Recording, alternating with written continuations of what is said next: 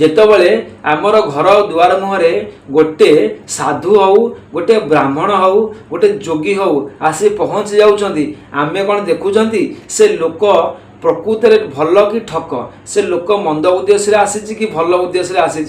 आमे जेहेतु सनातनी आमे जेहेतु हिंदू तो आमे देखिया मात्रे ब्राह्मण वेश जड़े अच्छी कि सन्यासी वेश अच्छी जोगी वेश अच्छी आमे ताकू सम्मान दौरान आमे ताकू प्रणाम करूँ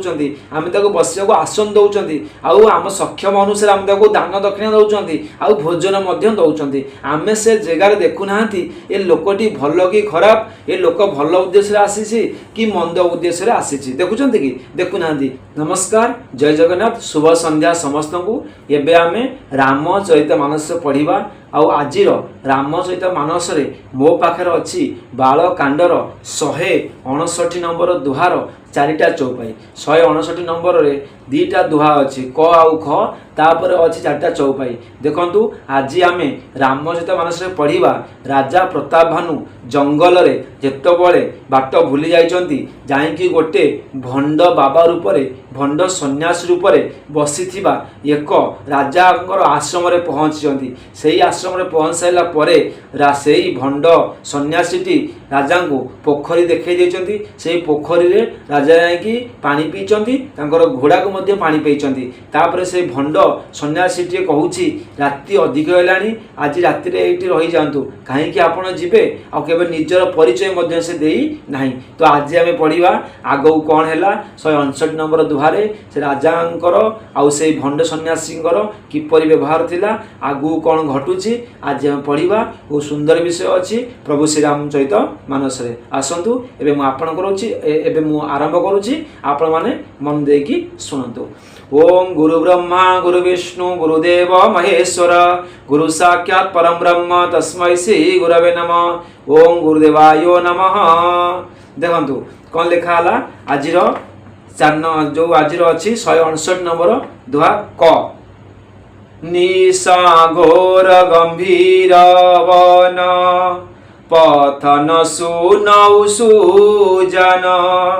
बसौ आजु सजानी तुम न जायौ हो तु बिहान कौन कहउचंती ना कहउचंती कि मो पाई देखंतु से हे सुज्ञ बा सुज्ञ खाओ कहउचंती से प्रताप भानु को कहउचंती ए जो भंड राजा हे सुज्ञ सुन घोर अंधार राति होई गेलानी घन अरण्य रास्ता घाट किछि भी दिसु नाही तेणु तुमे आज एठारे रही जाओ तुमे आज एठारे रही जाओ काली सकाळ हवा मात्रे तुमे पळेई जीव बोलिगिरी सेही भंड सन्यासी जे बसितिले से राजा प्रताप भानु को कहउचंती तापर ख आउ गोटे सेही माने 159 नंबर दोहार ख तुलसी जसी भव व्यताते सी मिलई सहाई आपनु आवई ताही पही ताही तहालई जाई कौन कहउचंती तुलसी दास कहउचंती जहा अदुष्ट थाए तदनुरूप साहाय्य अवश्य मिले हुए तो ताहा निजे मनुष्य पाखक आसी जाए किंबा से मनुष्य को ता निज पाखक टाणी निए जी अदुष्ट थाए देखंतु जी कौन कहते जिते जार भोगिया थी से तो निश्चित भोगे तेणु करी राजा को साहाय्य करने से आगे आसी से भंड सन्यासी रूप में बसी राजा तार तो पूर्वर राग अच्छी कि प्रताप भानु राजा को से निश्चिंत भाव में परास्त कर निश्चिंत भाव में मार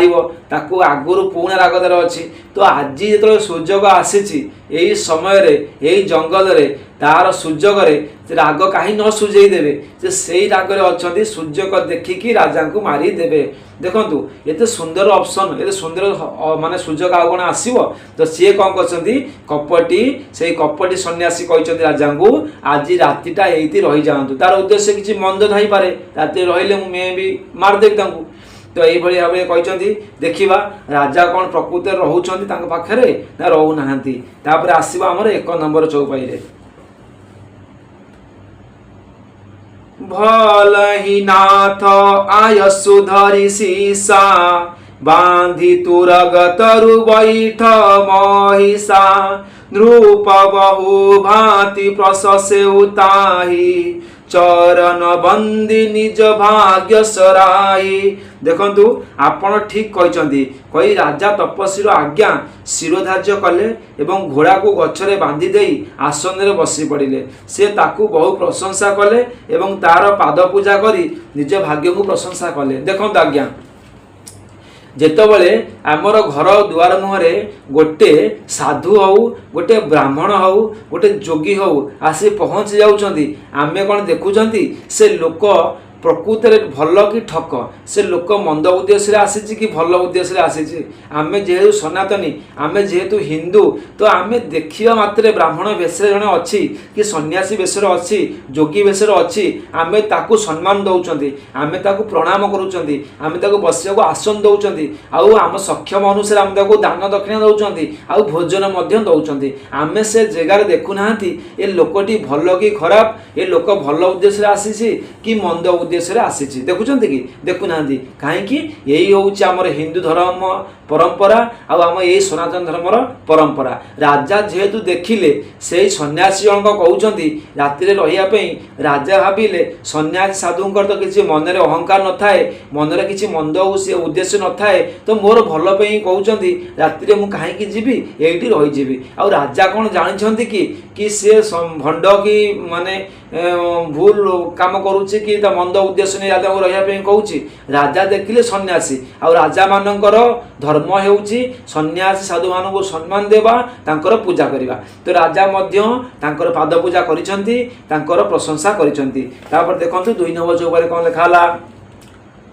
पुनी बोले मृदु गिरा सोहाई जानी प्रीता प्रभु करऊ ढीठाई मोहि मुनि ससुत सेवक जानी नाथ नाम निज कहु बखानी। तापरे अति मधुर कंठरे कहले हे प्रभु आपण को पिता समान जानी मु टिके दुष्टतर देखौछि। राजा कहउछंती प्रताप भानु कहउछंती आपण को पिता समान मानिकी मु टिके दुष्टपना करूछि कोन हे मुनीश्वर मते आपणकर पुत्र और सेवक मन करी निजर नाम खोली कहतु। राजा पचारुछंती मते आपणकर सेवक आ पुत्र मन करिकी निजर परिचय दियंतु। जे भंड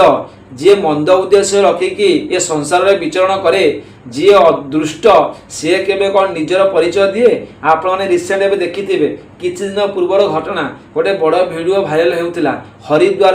हरि की पड़ी पावन भूमि रे हरिद्वार रे किछि संत माने कौन करथिले आमिष भोजन करुथिले आमिष रंधन करुथिले। सेही समय रे किछि व्यक्ति जाई तांको धरिचंती आ तांकर आमिष भोजन को फोपाड़ देचंती तांको आधार कार्ड मागिचंती से आधार कार्ड देखै नाती। आज्ञा हरिद्वार आपण माने जेबे हरिद्वार जाउचंती हरिद्वार भ्रमण करुचंती टिके आपण माने सचेतन थिबे। हरिद्वार रे अनेक भंड लोक बुलुचंती अनेक चोर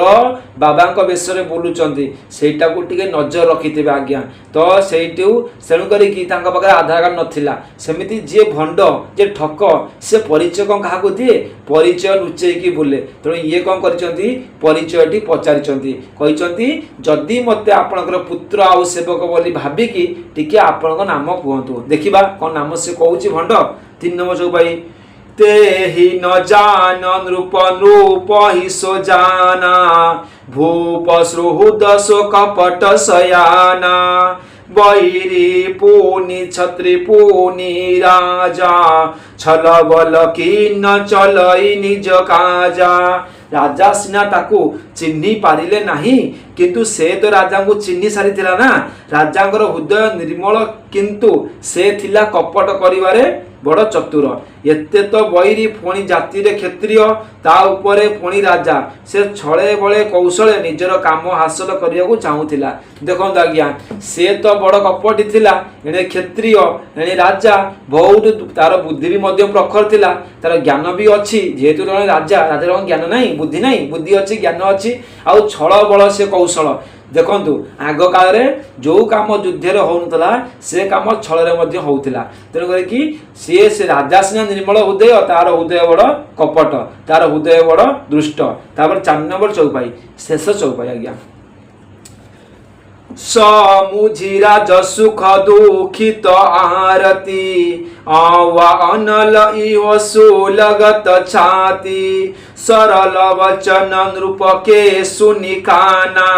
बयर संभारी हृदय अरसाना। से शत्रु निजर राजसुख स्मरण करी बड़ दुख अनुभव करुला। देखो आज्ञा जी पिला बड़ू सुना चामच खाई जाइए जे राज उआस बंची जी माने सुनार झुलण झुलुला सी आज जंगल में बुली बुली मुनि बेश धारण करिकी रही पड़ुची कौन कष्ट होनी से बेले बेले कौन करे राजसुख को स्मरण करिकी बड़ दुखी हुए भावे बेले बेले जी दिने सुना चामच खाऊला जी दिने माने घोड़े बुलूला सहस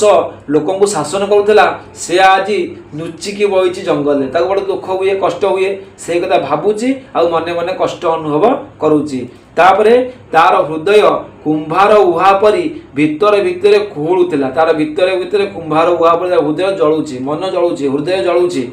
राजा सरल वचन शुणी शत्रुता स्मरण करी से मने मने खुशी है राजा एपरी वचन शुणिकी शत्रुता मन पकई खुशी है। देखु तो वर्तमान आम देखार अच्छी आगो को वर्तमान आज तो आमको ये समय इशारा कला आम तो ये विदाय ना पुणी काली की पढ़ा 160 नंबर दफा काली की देखा कौन से राजा को तार प्रतिशोध नौ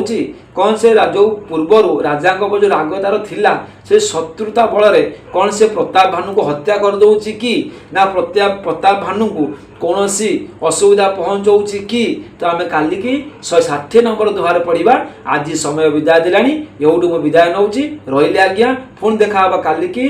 बाल कांडर 160 नंबर दोहा सहित 4टा चौपाई रही आज्ञा।